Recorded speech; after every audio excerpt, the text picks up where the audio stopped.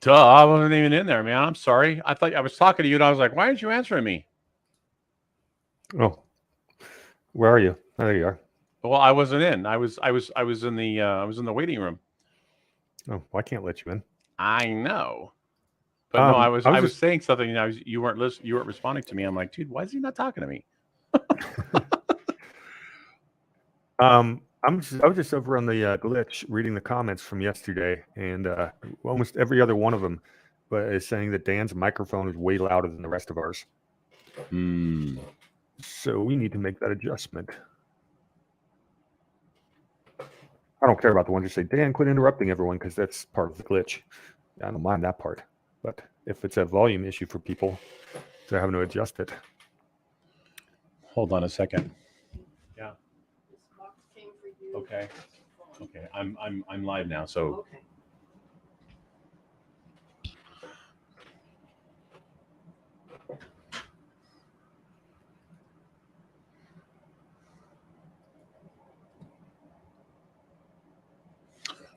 man, we just did an amazing interview with Matt Arrett.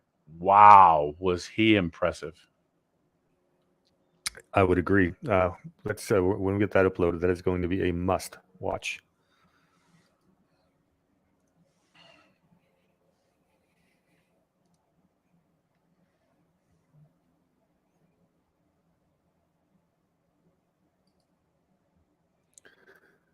Hello, everybody. I guess I'm just going to have to make a folder, and I'll give you permanent access to it. Um, That WeTransfer works really well too. I'm not using that. No, No, I'm just using my Google Drive. Oh, I do do have I look one. do I I look do. blurry to you? I do have one. Yes, you do. How do we fix that? So it's only on the YouTube. You need a better internet connection. No, it's not it, because on the StreamYard side I look fine. So it's a YouTube thing.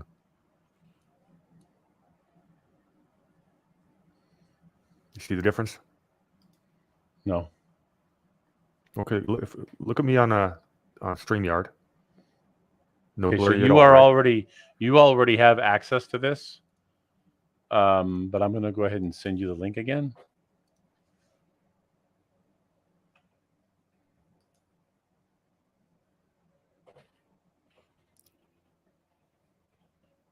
Well, I guess I'm going to be blurry today because I can't figure out how to fix it. You could turn your computer off and restart it. Come back. Ron, the issue's not my computer. The issue's with YouTube. If I look perfect on one channel and not on another, it's not a computer problem. You're not on YouTube. You're on StreamYard. I know on StreamYard I don't look blurry, and on YouTube I do. No, you're blurry to me on I'm StreamYard. I'm perfectly clear. Okay, let me just step out of StreamYard and I'll come right back.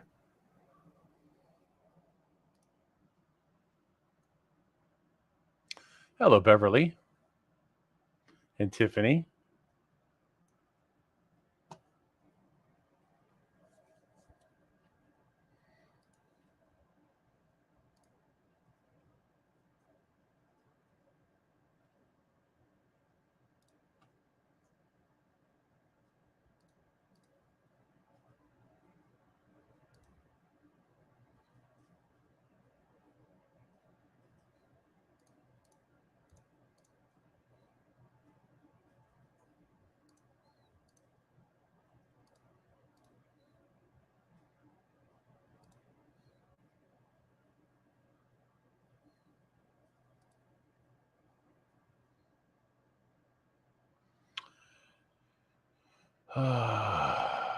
A little better, but not much. There we go. That's better. Yeah, I'm still a little blurry on the YouTube side.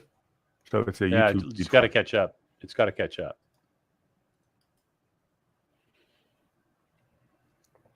Long day today. So you want to tell everyone what we've been doing? You go ahead. Well, this morning we had a 90-minute interview with a gentleman who's running for sheriff. He's a constitutional sheriff, and he will be endorsed by Sheriff Mack, and his name is Jonathan Peck. And I am, and now Ron as well, very much dedicated to hoping to try to help this guy get elected. And that's going to be a lot of fun to watch. The guy's outstanding. And then this afternoon, early afternoon, we had a 90-minute interview with an absolute fountain of information by the name of Matthew Airhead. We found him online in the last few. Eric. We've been reading and watching a lot of his stuff. And if I ever say there's one of our videos that must be watched, it would be this one. I mean, we could have gone for hours, but there's just so much information. We're gonna do multiple videos with him. It's certainly not going to be the last. Oh, super nice guy too. I mean, very generous with his time, and even when he's got a way of when he disagrees with you of making it very pleasant and educating you at the same time. So I was impressed with his answer after class.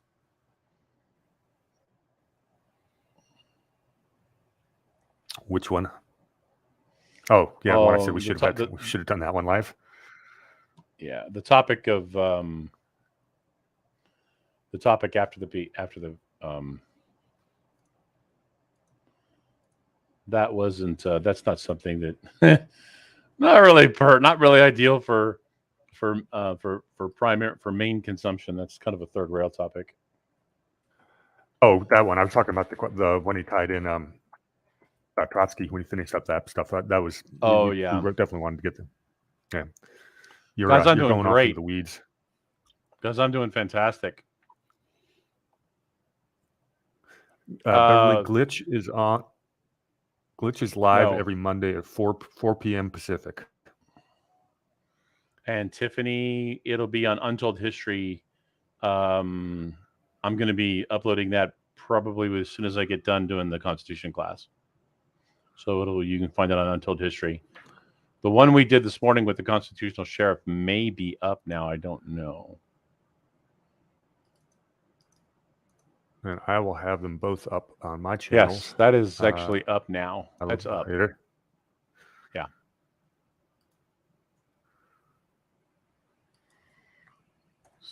I'm in the process. I think someone was asking about the glitch.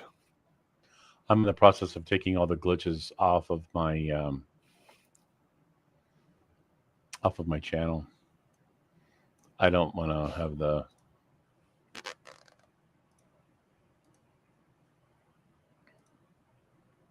You want to finish confusion. That thought? I want to have the confusion.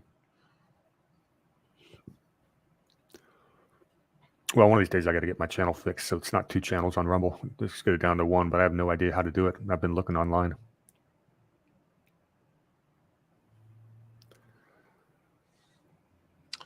We're a little early today. I thought about starting to do some stuff on Telegram because I've got the War Hamster channel, but I didn't even figure out how to upload or even put a link in there. So I think I need Mr. a remedial course on that.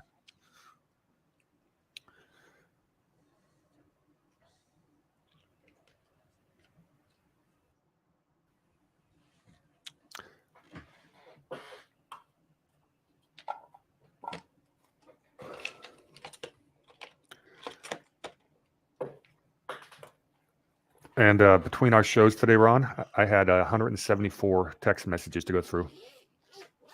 174? How's that possible? Yep. Well, you're probably on about 30 or 40 of them. Huh. Meaning you were on a thread where a bunch of them came from. Oh. There's a board of supervisors. Yeah. There's a board of supervisors meeting, and a lot of my one of my other group threads, a few of the gals were watching that, and they were just doing a play-by-play, and it just blew up my phone. Guys, I'm doing great from surgery, so I'm already almost back to normal, it feels like. I tried I watched Cliff High, his videos, and he created a product called I don't know, something sleep. And I got to try some, And wow, was that stuff amazing. I tried it last night for the first time. Dude, I slept. I didn't wake up one time. I slept all night. When I woke up this morning about, I think I woke up about 3:15, and I was like, I was alert. No crabbiness anymore. All gone. No, I was up. I was alert. I was awake, and I just didn't even. I didn't even go back to bed. I got up and just started doing stuff. Of course, that along with the oxygen stuff is really, really helping. Let me tell you, Darren, 1 second.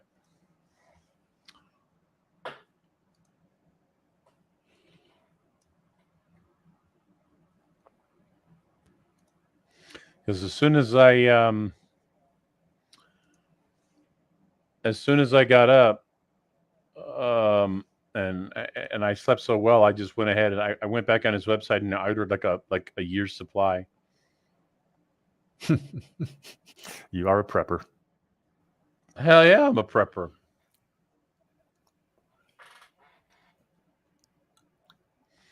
And that was the first thing I did this morning. I got onto his website and ordered a year's supply.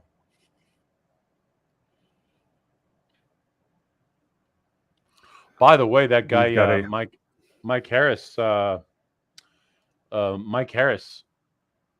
he responded to me and he wanted to see some of my videos. But I think once he sees some of my video work, I think he'll come on. I told him that I was, pretty much right in line with. It's called Pure Sleep Generation 2. Here, let me get the link and I'll just put it in the chat. So we got another interview later this week with former Libertarian Tracy. Happy birthday, Adam Kokesh. Yeah, that's right. Here, Darren, here's the link for you. Everybody, today's Tracy's birthday. Happy birthday, Tracy. Should we have Ron sing you a song? No, I'm not singing.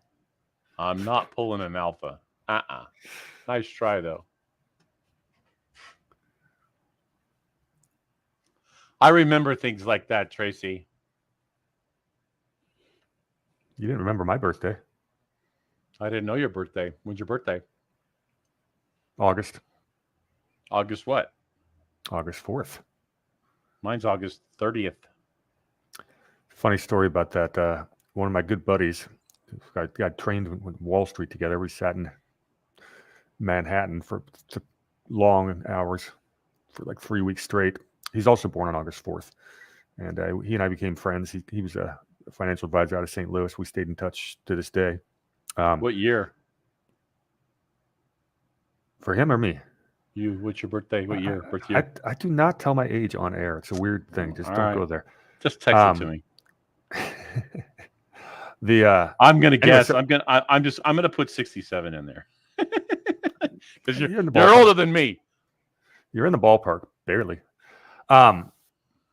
Anyway, so Troy, it was back around 2008. I go, hey Troy, guess who else shares a birthday with us? He's all Roger Clemens. I go, yeah, but guess who else? He goes, I don't know. I go, Barack Obama. He could see him just getting pissed off. He was ticked off. Excuse me. But I go, Troy. The difference is you and I can prove it. We actually have it. Touche. Yeah. Tracy, you're not old AF. Come on now. Hello, sassy two sisters.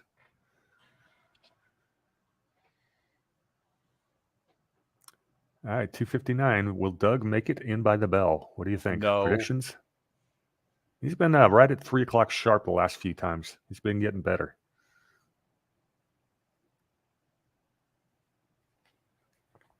We starting Article 3 today? Yeah, I don't know if we're going to start. We're probably going to start and finish it.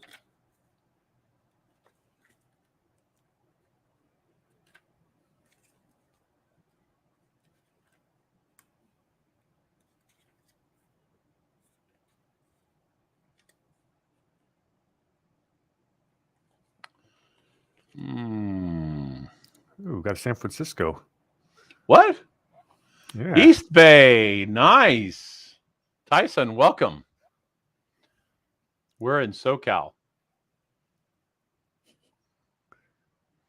So we are also dredging through that blue muck, waist high. For you though, it's probably neck high. Hey, you want to put your poll up in the chat? Oh yeah. Are you new here? Oh, what is it? Is this your first time?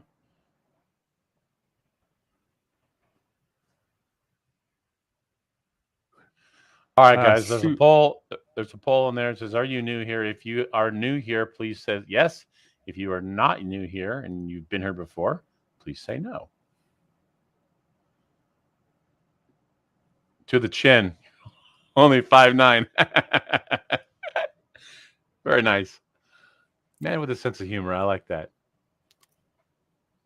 Sue Ward asked, did Congress approve the judge who can define a woman today? No, not yet. They were deadlocked 11-11 in the committee, which means Chuck Schumer had to use a little bit of trickery, although it's within the rules, to push it out to vote. That'll happen next week, I believe. You know she's going to get confirmed. Still possible for an upset. I ain't holding my breath.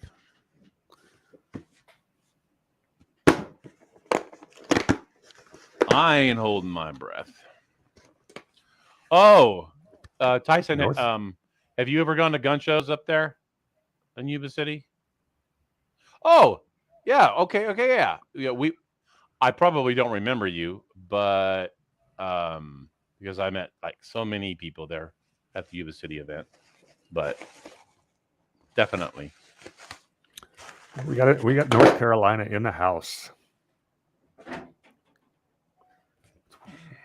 What are they doing to fix the North Carolina elections? That one smelled pretty bad too in 2020.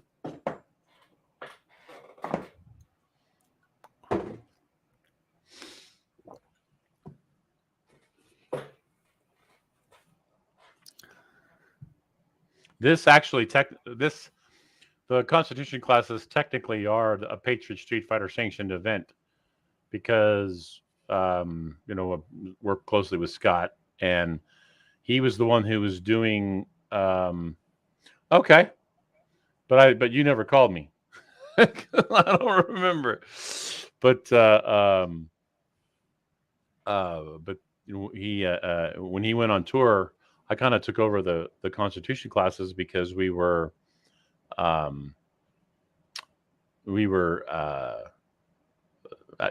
to continue those, and he couldn't do it from the road. So for continuity, I took over the classes and kind of just stuck with it. Inside the boxes are wheels for my new office chairs. I upgraded the wheels. Hey, Ron, you and I met at a Patriot Street Fighter event too. In San Diego. Indeed. Shortly before I met Tyler. Or Mike Tyson, excuse me. Sorry. Sorry, got Tyson. Tennessee. Don't take that personal. Please. So Illinois, we got in Illinois. But that friend I told you about who has my birthday, he's from Southern Illinois, Champaign-Urbana area. That's not Southern, that's Central. Well, they're from a place a little further south. They call it Champaign-Urbana because nobody's ever heard of. Have you ever heard of Royal? I've not heard of Royal, but I went to when I was in the Navy. I did my schooling about 10 miles north of Champaign. Well, the point I was going to make is that the people downstate cannot stand the fact that Chicago's got such a big population and just completely twist their whole state. Holy crap! He's had a total of 90 days off since April of 2020. Bro, you're a machine. I don't know how you do it.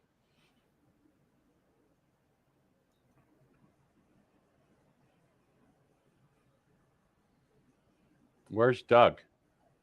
He's late. Want me to get him on the phone? Yeah.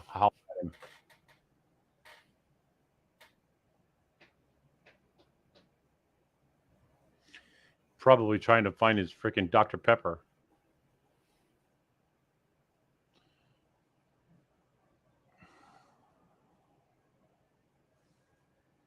Yes, I'm sure they do.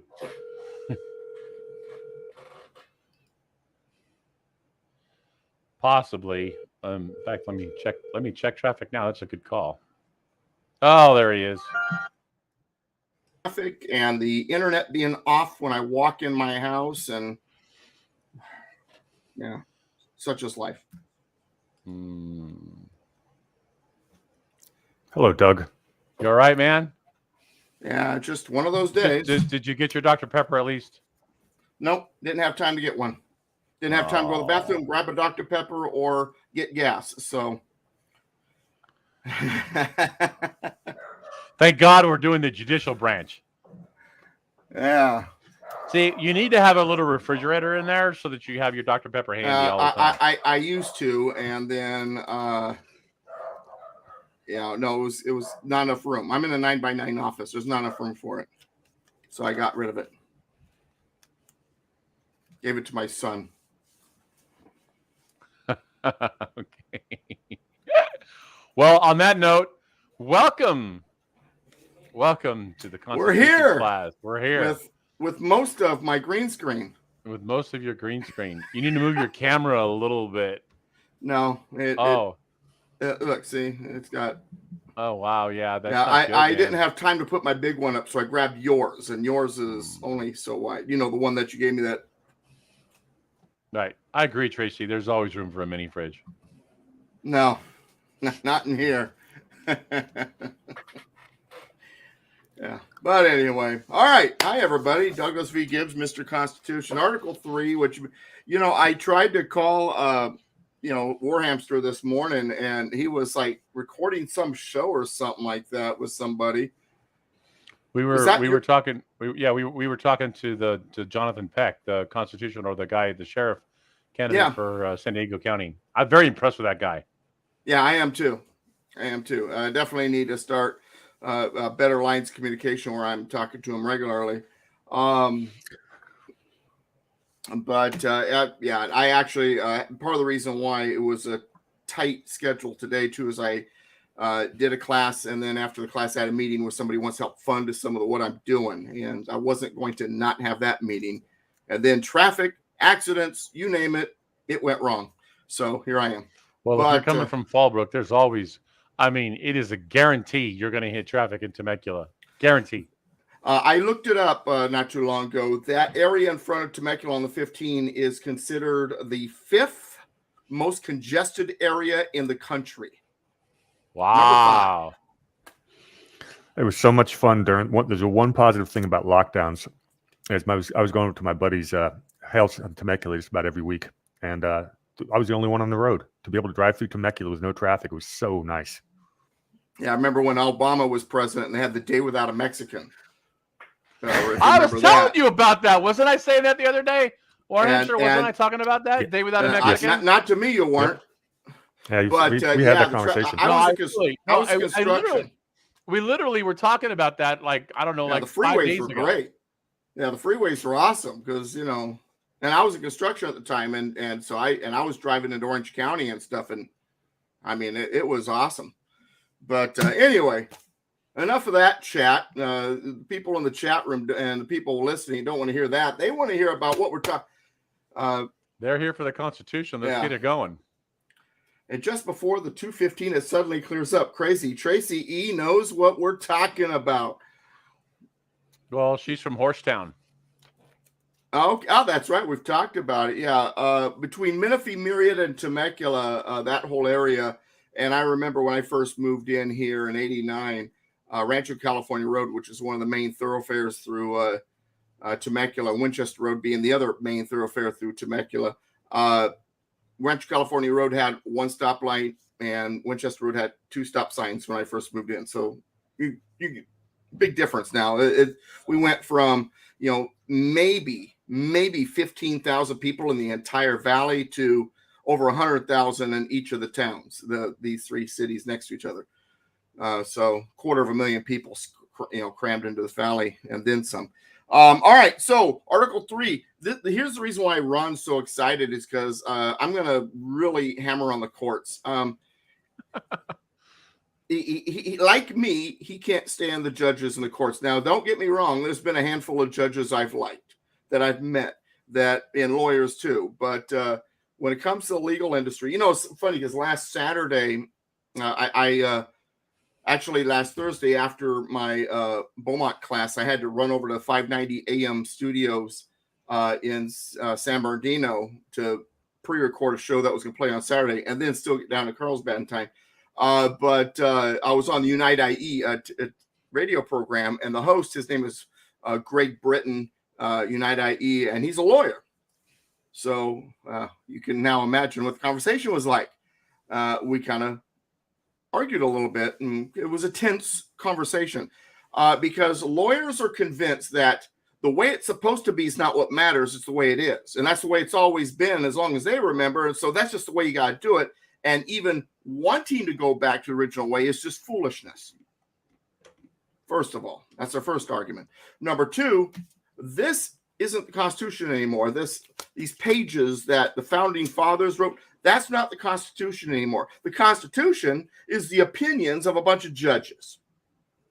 And they have that power because they've had it since over 200 years, and they're entitled to that power, and they're allowed to have that power.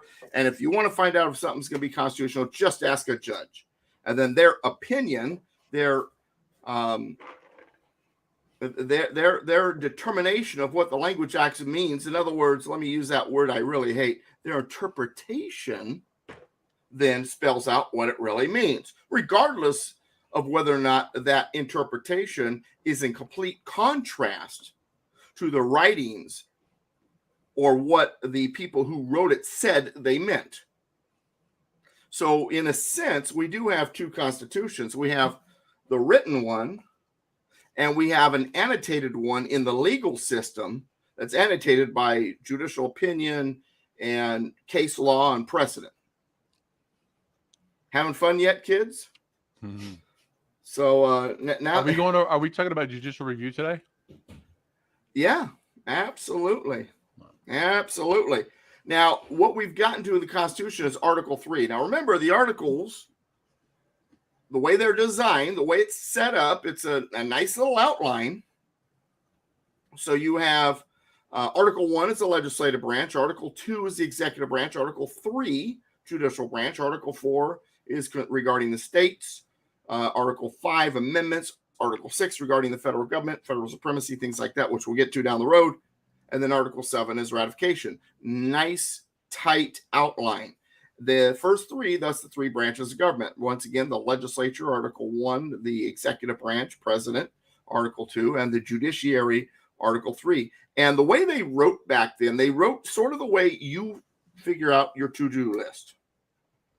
Or hamster, when you make a to-do list, you put at the top the most important thing. The thing needs to be done as soon as possible, correct? Usually.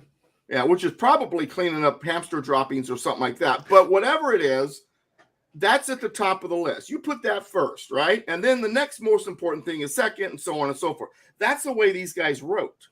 So when you look at the order of the articles, then what you find out and you discover through examination and research is they put the branches in order of importance and authority and power. Legislative branch, nothing happens unless the lawmaking process happens first. The executive branch has nothing to execute if there is no law. The judicial branch has nothing to apply to their rulings if there is no law. So the process all begins with the creation of law. Without law, there is no system. There is no government. There is no, freedom, because if there is no law, it's anarchy, and you're on your front porch with your rifle shooting everybody who's trying to steal your stuff because there's no police force, there's no law, there's nothing to stop them, right? So while government can be evil, it's a necessary evil because we don't want to have to sit on our front porch shooting everybody because there is no law. We need law. Law is an important thing. So it all begins with the legislature. Then it's executed by the president. And then when someone breaks the law, then the judicial branch comes into play. Understand something, that laws are made for lawbreakers. Let me repeat that. Laws are made for lawbreakers, because those of us who follow the law, well, we really don't even need the law. We know what right and wrong is, and we're pretty cool to each other, regardless of the law. In fact, I bet you we probably don't know most of the laws that we're probably guilty of, because everybody's guilty of something. But But the laws are really made for lawbreakers, the problems in society, so that there can be a system to make sure that we're not interfering with each other's natural rights. Okay, so that's the establishment of the system. There's got to be laws. The laws begin with the legislative branch. They're executed by the executive branch, and they are then carried out when it comes to punishment and whenever it's broken or whatever by the judicial branch. So the judicial branch then is the weakest of the three. It only comes into play after the making of law, the execution of law, and somebody or something or somehow it's not being followed properly. So the courts get involved. That's their job. Their job is not to make law. Their job is not to modify law. Their job is not to determine whether or not it's good law. But yet we believe all of those things. In the beginning, the courts were considered so weak that the first Chief Justice of the United States, John Jay, had resigned as Chief Justice so that he could take his post as governor of New York because he'd won an election. So resigned, he served as a governor of New York, and while he was governor of New York, there were two other Chief Justices. When the fourth time, I should say term, of when a Chief Justice was needed came up, it was about the same time his term as governor of New York had ended. And John Adams says, hey, we had this election, and Jefferson won. He's going to take over the White House. The Jeffersonian Republicans won both houses of Congress. We're losing Congress. We're losing the White House. I'd like you to be Chief Justice because we need to at least have some type of representation as a Federalist Party mind of thinking, bigger government way of thinking, at least in the courts. Would you like the job? And John Jay said, no, it's too weak of a position. It's beneath a man to hold that position. There's no power. He knew it was weak. He knew it was the weakest of the branches. He knew that there was nothing the courts could do other than apply the law to the cases they heard and then apply punishment as necessary. That was it. That was their total job. So now to get back to judicial review, well, then how did that approach? Let's find out first, what is judicial review? Judicial review is the belief. It is the idea, it is the power. They have the power. It's not an authorized power. It's not an authority. Not all powers are authorized. All authorities are, but not all powers. So not all authorities are powers, but not all powers are authorities, in other words. There's this power that the courts have to review the law, take a look at the law, and decide, gosh, it's unjust or it's unconstitutional, or it is just and it is constitutional. And then if they feel something needs to be done with the law, to modify it or strike it down as they deem fit. We see it all the time, do we not? Remember Obamacare? Oh, we're going to go to the Supreme Court to find out if it's constitutional. And then John Roberts decides that what isn't a tax is a tax, and that makes it constitutional, even though that's not anywhere close to what interpretation of the Constitution really said and meant. There's no authority, but nonetheless, that was his interpretation, and we just had to put up with it. It's constitutional, therefore the law stays in place. Nothing we can do about it because the judges, the gods of law, said it's good, so there's nothing we can do about it. That's the idea of what judicial review is, and we hear it all the time. Even folks that are supposed to be constitutionalists or at least constitutional allies say, oh gosh, we're going to find out if it's constitutional. Don't the courts decide that? They do decide that. They have been deciding that, but it's not an authority. They're doing it illegally. Now, let's tell the story now. This is, I can, imagine Ron right now. He's grabbing his milk and cookies. He's ready to kind of sit back on the pillow for the story. He's ready for the, if ever you need to, go to sleep at night, you need a good bedtime story, just call me up. I'll talk about judicial review. But anyway, so the situation is this. During George Washington's presidency, understand, George Washington, there was no political parties. Didn't exist. He's the only president ever elected that was not a member of a political party. Now, your history books will say he was part of the Federalist Party. That's not true. He was a Federalist in the sense that he believed in the federalism of the Constitution. He was not a Federalist in the sense of being a member of the Federalist Party. Washington was not a member of either party or any of the other parties that sprung up about the same time. And in fact, Madison didn't call them parties. He called them factions. And I think that might be an appropriate term. So parties didn't exist. And so Hamilton and Jefferson people were kind of gathering around those two guys because they were the ones that were kind of the leaders of certain ideas, factions. And the ideas that Jefferson had was, let's stick with the Constitution, limited government. We love this laissez-faire kind of idea of running our system. Laissez-faire meaning it's, a free market and free, the people are free to do as they want. There's liberty. Government is to be interfere as little as possible, only when necessary. Alexander Hamilton kind of came from a different line of thinking. His line of thinking was there must be a ruling elite. There must be a ruling authority. Otherwise, the system can't survive because people are just not bright enough and not informed enough to do it themselves or to be involved. And if you just have, Hokey A and Hokey B from out in the country serving, it probably won't work well. So you need this brilliant minds of a ruling elite, this ruling authority that knows they're politically savvy, that can run everything. And don't worry, though, it's for the common good.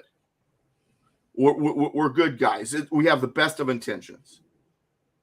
And in order to do it properly, you need a more centralized government. You need to centralize banking, and you need to centralize the legal industry, and you need to pull everything together in this tight little ball and then connect it to all the other tight little balls around the world, such as the centralized systems in Europe. That was Hamilton's idea. What developed out of these two ideas was Alexander Hamilton's party, the Federalist Party. There's nothing Federalist about it, by the way, except for its name. And the Republicans, the Jeffersonian Republicans, what a lot of people like to call them, because if you just say Republicans, people get confused and they think today's Republican Party is somehow related to that, and it's not. So the Jeffersonian Republicans. And so you've got these two factions now that have developed, and they're battling each other. And after Washington's second term, John Adams wins the presidency, and he becomes the only Federalist Party president in the history of this country. But he has aligned himself with Hamilton and the Federalists. And as a Federalist Party candidate and president, and he winds up with both houses of Congress kind of behind him, what they do is they try to expand the reach of government. Under Washington, Hamilton, as Secretary of the Treasury, had already introduced a centralized bank called the Bank of the United States. Under Adams, they worked at other things to try to build up a stronger system where it was a little bit more centralized. The federal government had a little bit more power. But also there was a group which, and they had every right to be worried about this group, called the Tories. And the Tories kind of had a split allegiance. They were, American in the sense that they were here, they were residents, they might even been born here, but they tended to have at least one parent that was a British citizen. They had these divided loyalties. They tended to be people, the Tories were people, not tended to be, but they were people who still had a loyalty to the British Empire. And there was a concern in early America that these people would try to sabotage or infiltrate the system to force us back under British rule. And so to challenge that fear, the Adams administration, along with the Congress of the time, came up with this Alien and Sedition Act. The Alien and Sedition Act, one of the provisions of that act is you could be arrested and pay a $200 fine, which back then was not cheap. That's a lot of money. If you spoke out or wrote out against the system, against the president, against John Adams' administration. Now, there's nothing constitutional about it. There's this funny thing called freedom of speech. But nonetheless, they decided that if you were to side with the Tories or even speak against the government at all. Why, that was insurrection-minded. That was hate speech. That was rebellious. Starting to sound a little familiar, isn't it? Just a little. Just exactly a what I was little. about to say. Did they do a Patriot Act? Yeah. Oh, they already had a Patriot Act. It was called the Second Amendment. So I guarantee you, if everybody was walking around with a gun on their hips, terrorism would be the last thing we'd be concerned about. But anyway, and so people were getting arrested. This was not popular among the people. One of the people that got arrested was a congressman. His name was Lyons, Lyons. I don't remember his first name off the top of my head. And Lyons, he was right. He would write these letters to the editor for I think it was I want to say the Pennsylvania or Philadelphia Gazette it was called. And I mean, it was just scathing against the Adams administration. So they arrested him, threw him in jail, and he owed his $200 fine. And then the election in 1800 came up. And in the election of 1800, Jefferson won. It was a crazy election. It wound up going to the House of Representatives. And because no one was getting the majority when it came to the Electoral College. I mean, because electoral votes, first of all, remember, it's not winner take all. And I mean, John Adams was getting electoral votes. Aaron Burr was getting electoral votes. Jefferson was getting electoral votes. And there was like two others. I can't remember the names off the top of my head. Calhoun, I think, was one of them. But, I mean, you had like 5 or 6 ways that the electoral votes were going. Nobody got a majority. So according to the Constitution, the election of the president would go to Congress, and the House for the president and the Senate for the vice president. And well, actually, I take that back. That's the newer amendments. It just went to the Congress in general, I think, back then, or the House back then, actually. And then whoever got president, and then everybody else, then it went to the Senate. So it did go to the Senate, but it was just a different process. But anyway, get back on track here. So what wound up happening is nobody was getting a majority still, even when the House of Representatives was voting for president. They conducted 36 votes. No one won. And then Congressman Lyons got released from jail. And he took his seat in the House. And he convinced his fellows of his state to vote for Jefferson. And Jefferson won the 1800 election by vote in the House. All because of Lyons. And he was from Delaware, was he not? I can't remember the state off the top of my head. I don't know. I don't want to say that might be right because I don't remember off the top of my head. All I remember is that Lyons. There's so much information up here. Sometimes certain details get lost in the mix. But if it was Delaware, if you've done the research, I'll say okay, but I don't know for sure. But anyway, so Lyons. Go ahead. I was going to say, I just remembered that it's stuck in my memory because that's where Biden was from, and when we were having those conversations last year about, so that's why it's stuck in my head. I'm pretty confident that's true. Okay, very good. And they didn't have a lot of representation. I can't remember if it was just him or if there was one other person. I think there was like 2 or 3 representatives for his state.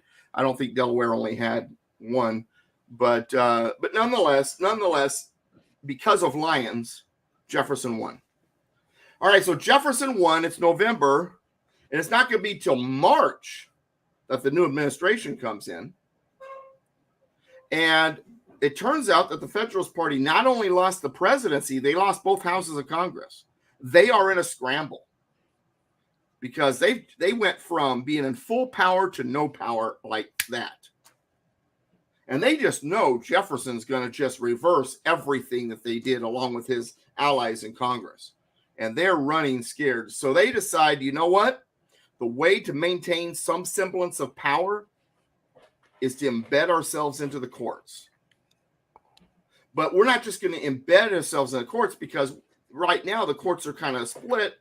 We need to pack the courts by creating more judicial positions and then just putting our people in there so that we have the majority of the courts. And so that's what they did. And so this act that would create all these new judicial positions was passed.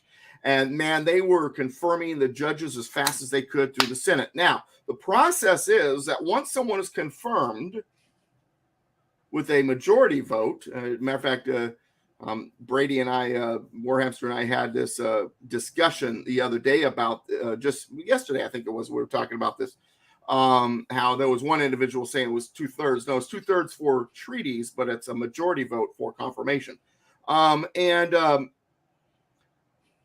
And so they were doing it as fast as they could, confirming these people. Once someone's confirmed, that doesn't automatically make them the judge. They still have to get their commission.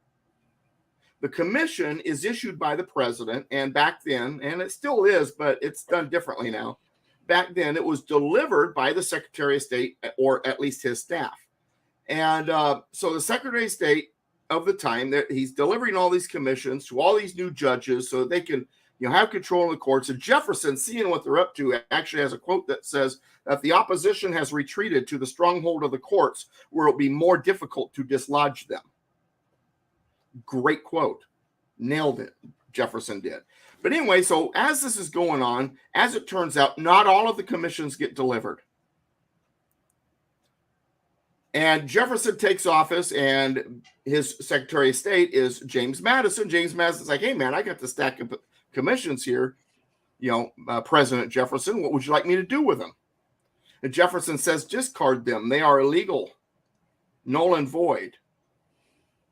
Do not deliver them. So Madison didn't. One of those judges that had been confirmed but never got his commission, because the first Secretary of State under Adams, and we'll get to who that was in a little while, didn't get it delivered in time, and Madison didn't deliver any of them. He decided he would sue Madison for not delivering his commission. The gentleman's name was William Marbury. William Marbury sued James Madison because he didn't deliver his commission, and we have what's called Marbury versus Madison. It makes its way to the Supreme Court in 1803, and the Chief Justice at the time, since it wasn't John Jay, it was a guy named John Marshall. He wound up taking the job.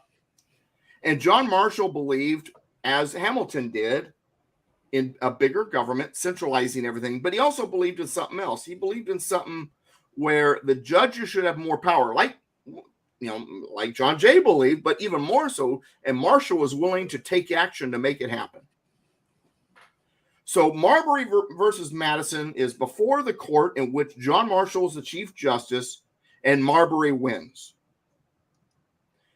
Now, Marshall, while he believes the court should have more power, one thing he understands is it has no enforcement power. There is no enforcement arm for the courts. There never has been. There still isn't. The enforcement arm of the government is the executive branch, the president and his agencies, departments and agencies. So when Marbury wins the case, and I'm paraphrasing, but basically the message to Marbury from John Marshall is, you won, you should have gotten your commission, but the enforcement arm is the presidency, and it's the president that said not to deliver it, so good luck in getting your commission. Now, here's where the twists now start getting interesting. First of all, that Secretary of State I was talking about under John Adams that didn't deliver them all, didn't deliver all the commissions, his name was John Marshall, the guy who became Chief Justice later. Wait a second. Kind of like a little bit of a conflict of interest there, don't you think? Absolutely. This is the type of junk that's already going on. The ink on the Constitution's not even dry yet. And you've got this garbage going on. So anyway, Mr. Marbury now, he doesn't get he's not going to get his commission, even though he's awarded that he should have gotten his commission. And that becomes a whole different situation. But then John Marshall doesn't stop there. John Marshall, in his written opinion, and by the way, John Marshall was such a tyrant that when he became Supreme Court Chief Justice, he said that if ever there was a court that was a win or a loss, and he was the primary opinion for or the dissenting opinion, he was the only one allowed to write an opinion. The other judges couldn't. That's how much of a tyrant he was. And he sat in that position for how many years? 36 years. Uh-huh. And the tail end of that time was when a guy named Abraham Lincoln was going to law school. That's a whole different story. We'll get to that someday. But anyway, so John Marshall, in his written opinion about Marbury versus Madison, slips something in that today is still having an impact. He slips into his opinion this idea called judicial review. That's what we call it. He didn't call it that. But what he writes is, and he's essentially right, but then he goes off onto la land. What he says up front, which is correct, is that any law that is repugnant to the Constitution is not a law. That's correct. But now the question is, what do you do when that situation happens? Now, in the true constitutional sense, what would happen is it would be recognized as not being a law. The states would not abide by it, and the Congress would be advised it's not a law, and then Congress would be expected to repeal that law once the judges sent them the opinion that it's not law, that it's unconstitutional. Judges say, hey, we think it's unconstitutional. We wrote it down in an opinion. We're sending it to Congress. Congress, you should take action. Then Congress can decide whether or not the judicial branch is right or not. Now, if the judicial branch was right and the Congress refuses to repeal said unconstitutional law, then it's up to the people through the House and the state legislatures through the Senate to replace the knuckleheads that put that law into place so it can be repealed eventually for proper reasons. Also, when that law was written, it was also up to the president when he was to sign it to determine whether or not it was constitutional. If he thought the law was unconstitutional, he should have vetoed it. So there's all kinds of checks and balances, but none of the checks and balances when it comes to stopping a law or getting rid of a law, if it's unconstitutional, none of them include the courts in any way, shape, or form, except that the courts can give a judicial opinion saying, hey, this is our opinion. We think it's unconstitutional. Okay? So now we've got this idea planted in Marbury versus Madison that the courts can do that. They gave themselves the authority through a court opinion, a judicial opinion. Now, let's stop there for a second. All constitutional authorities come from where? The language in the Constitution. So either it was a part of the original language in the first 7 amendments, or that language is added or changed by an amendment, which includes what? State ratification. So any power that the federal government is to have, or any part of the federal government is to have, must be obtained through the process of the legislature and the state legislatures or the state conventions, or through a convention of states where the states do it themselves without the federal legislature. But in no place can the Constitution be amended, changed, added, or power be given simply because the courts say so. It's not in there. But that's what they did. Now, I'm an acquaintance of Dr. Larry Arnn, the president of Hillsdale College. And he came on my radio program when I was on a previous station. I wasn't on KMET yet. I was on KCAA. So I believe it was 2012, 2013 when he came on my program. He and I have a mutual friend here in Southern California. And that mutual friend introduced us to each other. And Dr. Larry Arnn was on my program. And back then it was only an hour program. It wasn't 2 hours. And I was excited, man. I mean, Hillsdale College. I mean, Rush Limbaugh was touting Hillsdale College. Hillsdale College was seen as the only quote unquote truly conservative, constitutionally based university out there. And, to have the president and the dean of that, well, that's just awesome. So I get him on the program and we start talking about the Constitution. And what followed was an hour-long argument over 3 issues that he disagreed with me on. He supported the idea of implied powers. I disagree. I believe that all authorities given to the federal government must be expressly enumerated. He disagreed with the idea of nullification. He didn't believe that the states can nullify laws. Well, if they're the writers of the Constitution through their delegates, and they are the parties of the contract, absolutely they're the final arbiters, and they can nullify. And then the last one was he supports judicial review. Excuse me, let me grab a water.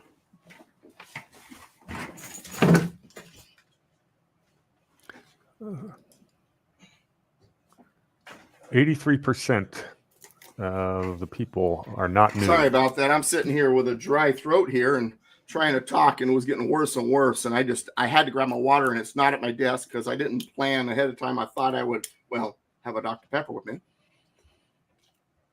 Much better. But anyway, so here we are now with this situation where the courts have decided they can do this, and Dr. Larry Arnn's saying, hey, and I'm good with it. What? And so we're debating this, and I'm going to tell you what shut him up, what silenced him. Do you agree, sir, that the Constitution is all about limited government, limiting the powers of the federal government? Well, absolutely.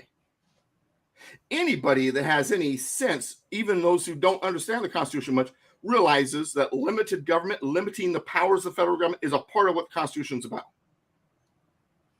So, sir, I continue. How is it limited government when a part of the federal government, the federal courts, the Supreme Court in some cases, are deciding whether or not federal laws are constitutional? Because to determine if they're constitutional is to determine if the federal government has that authority. And so what's happening is the federal government, through their courts, are determining what their own authorities are. How is that limited government? Did you hear that silence we just had? That dead air? Normally, that's not a good thing on shows. But at that moment, it was a beautiful thing. He had no clue how to respond because the truth was obvious. So now we've got this thing, this judicial review idea that exists. And 9 times, in 9 cases, John Marshall's court specifically used it to increase federal supremacy, federal power. What I mean by federal supremacy is the idea of federal supremacy, according to Article 6, is that the federal government's supreme over those things that they are authorized to be supreme over. So in other words, it says this Constitution and the laws of the United States made in pursuance thereof, and all treaties are the supreme law of the land. So they have federal supremacy in those situations. If a law is not constitutional, federal government doesn't have supremacy. But one of the things that John Marshall pushed was that the federal government is supreme on all things. It's a hierarchy. Just go up the ladder, and at the top of the ladder is the federal government, and at the top of that part of the ladder is the judicial branch. And by the way, while we're at it, this contract is a firm union, and states are bound to it and cannot leave. Therefore, if they do leave, well, the federal government can do whatever's necessary to hold together the union. That's what he taught. Remember one of those students I mentioned earlier? I think you were Lincoln, I think that's what he said. Yeah, Abraham Lincoln went to law school while that was the teaching, and it was a tail end of John Marshall's time as Chief Justice when Abraham Lincoln was going through law school at that time. So guess what got planted in Mr. Lincoln's head? Federal supremacy, firm union at all costs. Federal government has authority to do whatever it can to make sure the union is held together, including military invasion and occupation. Just saying. Once again, I don't want to get too far down that road. I don't want to take that rabbit trail too much because that's something we're going to talk about more when we get to Amendments 13, 14, and 15. But I do want to get you thinking about stuff. I want you to start connecting what was going on then and later and before and all that, because it's all connected. There is stuff that's going on here, even today, that connects all the way back. From the banking systems, the legal system, to whether or not we're a firm union or a voluntary union, taxation, all of it. It's all connected. And guess what? What we're going through right now is the same old junk. And just listening to the story about Adams and the Alien and Sedition Act and Judicial Review and John Marshall and all of that kind of gives you a clue, right? Hasn't really changed a whole lot. It's the same war, the same battle for control over this system. Because America decided to do something that was unforgivable. America decided to unforgivably think that it could do its own thing individually without being a part of the bigger collective.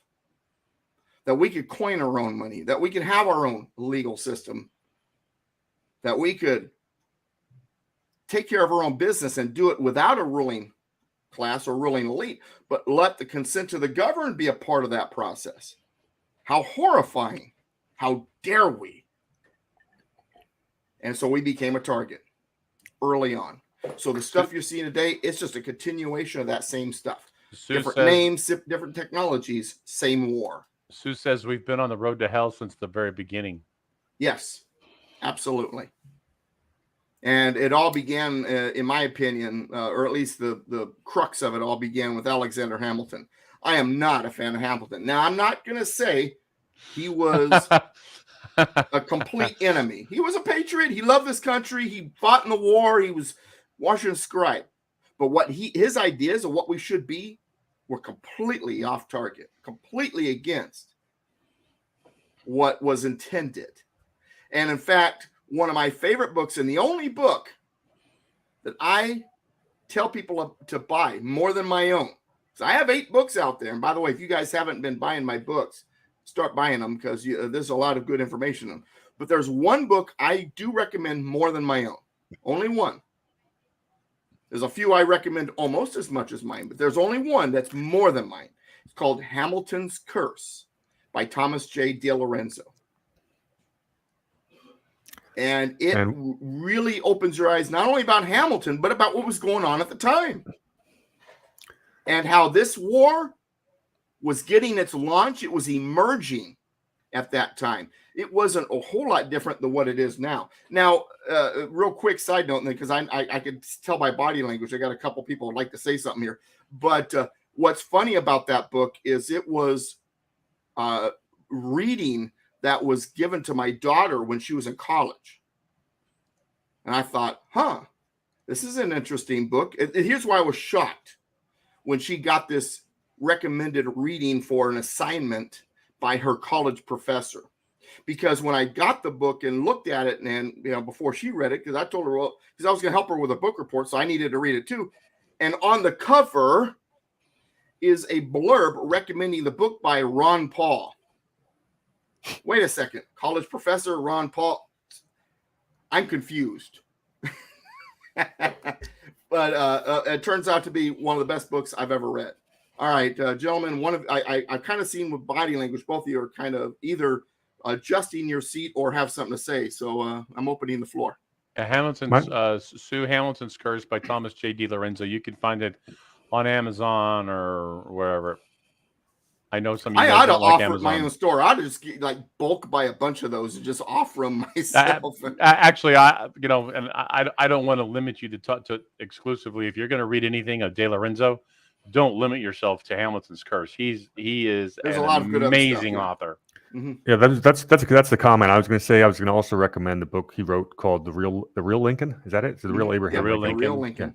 Yeah, that is. And if you don't have time for the whole books, DiLorenzo is all over YouTube. Gives about hour-long speeches about these exact topics, so you can get his version of Hamilton's Curse in 60 minutes, or in 40 minutes if you watch videos 1.5 times speed like Ron does. Well, there's also an individual by the name of Ray DiLorenzo writing for Canada Free Press like I do. And I'm wondering if there's a relation. I'm going to assume there is. I just came across that like yesterday or the day before. I got a kick out of that. There's a Ray DiLorenzo. I'd like to say something here, just completely off, completely, really not, just really more in reference to reading. Somebody sent me a meme the other day, and it's a guy reading a book on stacks of books with stacks of books in the background. And it's very apropos for where we are in this world. It says self-educated people cannot be fooled by institutionalized propaganda. I resemble that remark. I love that. That's why a lot of people get excited when they hear that I'm self-educated about what I talk about. I'm not poisoned by what professors had to say. I've talked to professors, but I've not gone through all these classes. I think I've taken 2 history classes at the college level, and both of the educators were of like mind. Let's put it that way. When it came to a foundation, constitutional foundation, all that. But I'm self-educated, man. This is stuff I've learned because I decided I wanted to learn it. And I've done the research, and I've read stuff that you don't have to read. You don't have to. I mean, I was showing someone the other day. It's not easy grabber. I just grab it to show you. I've got, for example, a book I just bought. It completes my collection. It is the Congressional Record. It was printed in 1906 from 1774 to 1787. I'm sorry, 1791. I mean, no, 1789. Congressional Record. That's the Continental Congress, because the Federal Congress began in 1789. That's when the Constitution was officially in play. And I already have all the congressional records from 1789 on. But I didn't have the Continental Congress until now. I found it and was like $30. I was telling you about this, I think, a week or two ago, Ron. And I'm all excited, but that's the kind of stuff I read. I read that stuff so you don't have to. Now, if you want to, it's out there. And as Warhamster and I were talking about yesterday, hey, man, if I'm wrong, I need to know. So I have no problem with you guys saying, you know what, Doug said this, I'm going to check it out. Go for it.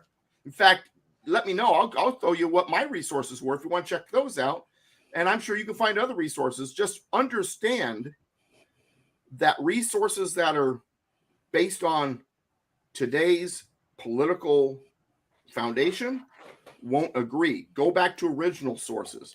Don't read some journal that's accredited by all these professors of, the grand leftist university.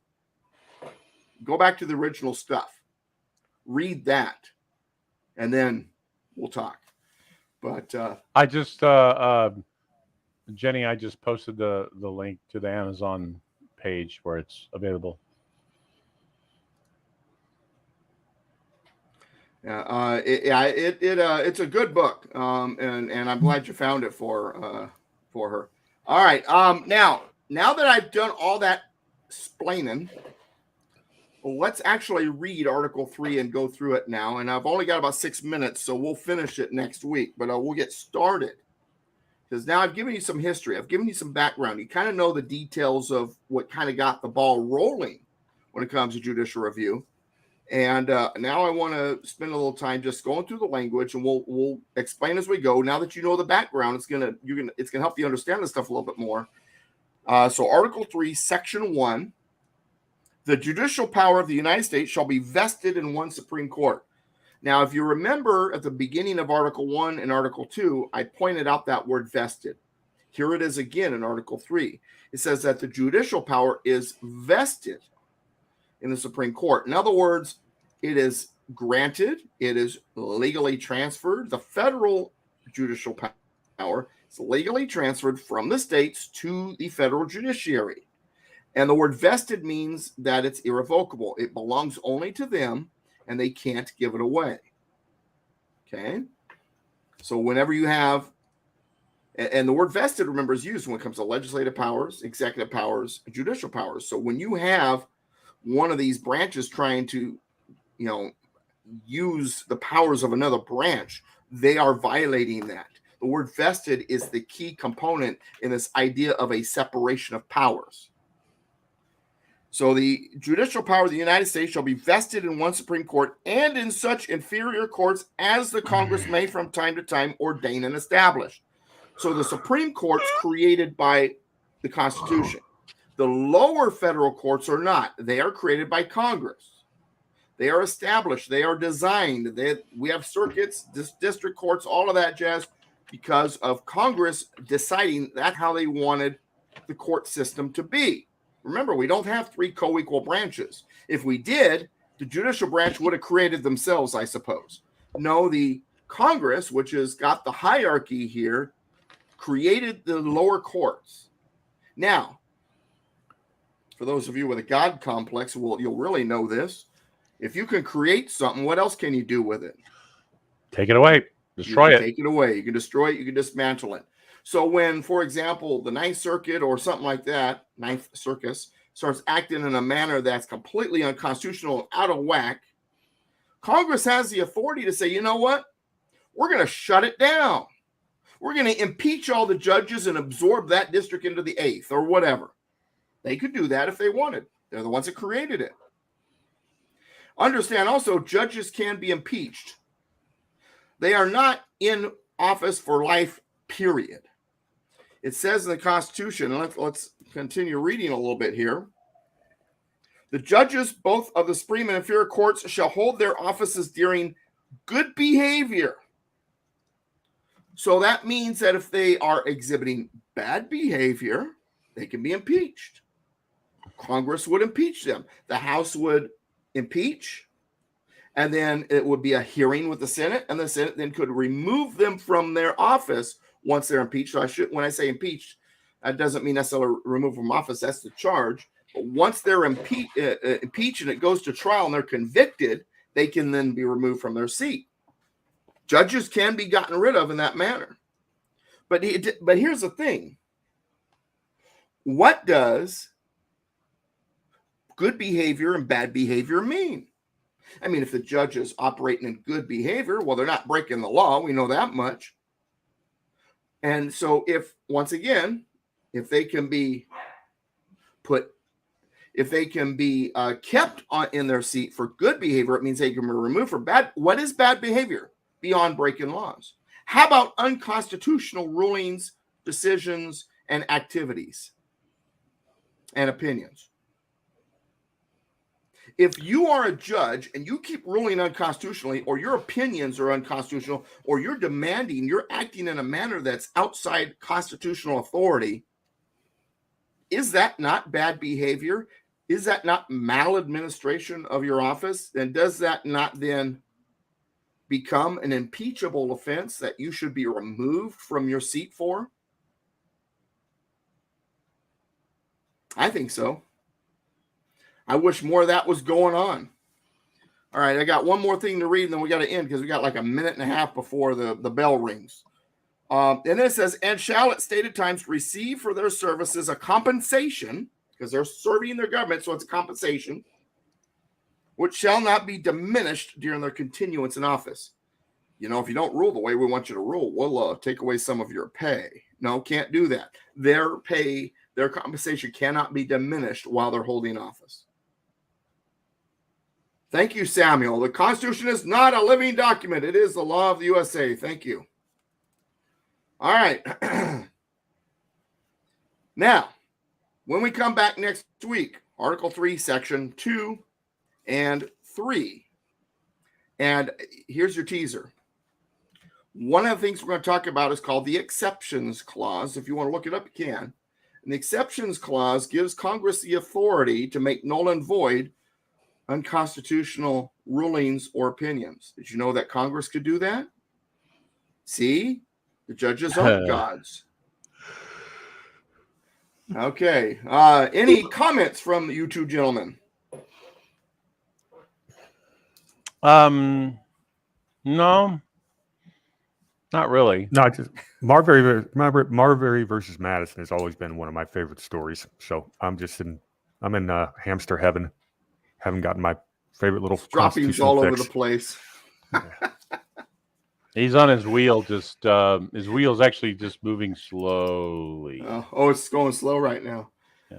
Yeah. Okay. Yeah. Later on, he'll go so fast it'll jump off of its hinges or off of its sprocket and go rolling across the room. Warhamster, good to see you, my brother. We will see you in person on Thursday. And indeed, Ron, Warhamster gave something to me that I was supposed to give to you that I had in my pocket the last time I saw you, and I went to reach for it a couple times and never gave it to you. So I'll probably swing by on Thursday and give you what is yours. Okay, but depending on what time it is, I have it's my first follow-up appointment with the doctor in Torrance. So, and then my appointment's at 9:30. I should be home. by the time that you get done. Okay. Well, if not, we'll figure it out. If worst case scenario, what I could do is when I finish there, I could just come over to Marla's. All right, very good. Yeah, definitely pay us a visit. Have some lunch, and I've also got other things going on Thursday too, but we'll figure it out. So I think I have a 3 o'clock, I think, on Thursday, right? I'm not sure. I'm talking to Warhamster. Warhamster, was it 3 o'clock on Friday? You mean? I think Friday's Friday. 1 o'clock. That's Friday, not 1 o'clock. Thursday. Yeah, that was going to be too tight of a window on Thursday, so we moved. Yeah, that's what it was. Yeah, okay. Yeah, I remember we changed it. Yeah, I've got so much stuff going on, and I can't find my schedule, and I'm writing stuff down now. I can't find my schedule. I got to find my schedule and get back to writing stuff down. But anyway, good to see you, gentlemen. Chat room, good to see you. Those of you who are watching afterwards, you can watch live Tuesdays.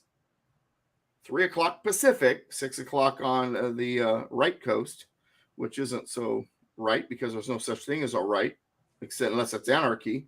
Oh, that's a discussion for some time. Have you ever seen the John Birch Society thing about right and left? Yeah, and in fact, they explain it in the way that I explain it. But what I have come to realize as I've explained it is, if the Constitution is dead center, everything else pretty much is to its left. The only things to the right of the Constitution is pure democracy and anarchy, and those always wind up as oligarchy on the far left. Right. So really, a right wing doesn't exist. It's either the Constitution or you're to the left. Well, yeah, but the whole concept of right and left isn't necessarily. It's really more where the ideologies sit in the House. Right, and they're all to the left. Well, no, I'm just saying you have the center aisle. I understand. That's based on the French system. Yeah, and that had to do with whether or not you believed in change, whether or not you believed in keeping the monarchy, whether or not you believed in keeping the state church, which means you were religious and all that other stuff.